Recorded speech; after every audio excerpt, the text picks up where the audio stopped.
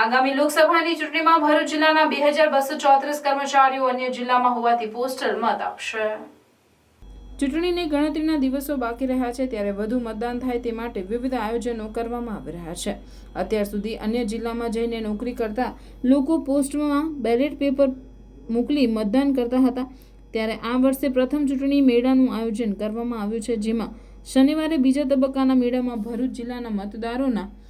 Ballot paper અન્ય જિલ્લા સાથે અદલાબદલી કરવામાં આવ્યા, જેમાં ભરૂચ જિલ્લાના મતદારો અને જિલ્લામાં નોકરી કરતા હશે તે જિલ્લામાં ચૂંટણી મેળા દ્વારા બેલેટ પહોંચાડવામાં આવશે। ત્યારબાદ ચૂંટણી પૂર્ણ થતાં ત્રીજા રાઉન્ડમાં ફરી મેળો કરી રાજ્યના દરેક જિલ્લાના બેલેટ પેપર અમદાવાદ ખાતે અદલાબદલી કરીને પોતાના જિલ્લામાં લાવી ગણતરી કરવામાં આવશે। ઘણીવાર અન્ય જિલ્લામાં નોકરી કે ધંધા અર્થે ગયેલા લોકો મતદાન કરવા આવી શકતા નથી, આવા લોકો પણ ત્યાં રહીને મતદાન કરી શકે તે માટે ચૂંટણી મેળાનું આયોજન કરવામાં આવ્યું છે, જેથી દરેક લોકો વધુમાં વધુ મતદાન કરી શકે અને પોતાના મતદાન અધિકારથી વંચિત ન રહી જાય તેવું આયોજન કરવામાં આવ્યું છે, જેથી શનિવારે 2234 બેલેટ ભરૂચ ચૂંટણી વિભાગે અમદાવાદ ચૂંટણી મેળામાં આપ્યા હતા।